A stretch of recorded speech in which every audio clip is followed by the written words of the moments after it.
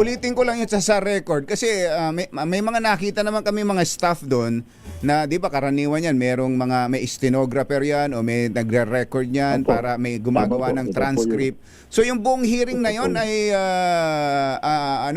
ay useless, walang anumang record na papasok sa record ng Senado?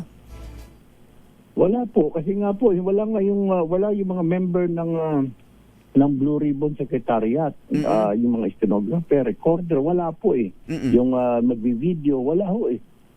So paano valid yun? At saka yun yung instruction ko dahil ako po yung chairman, so ako po yung tinusunod ng Blue Ribbon Secretariat. Bagamat nagbanta pa si Senator Cayetano, kakasuhan niya. Ang tanong ko ngayon, ano yung kakaso na? Ako po yung Blue Ribbon. Siya po ay ordinary senador na lamang. O we can say na automatic po kasi pag natanggal ka Senate President, ikaw magiging minority leader. So, yun. Pero kaano kasuhan niya? Dahil hindi naman yung mga tao sumunod lamang sa instruction ko. Ako po yung duly elected as the committee chair of the Blue Ribbon.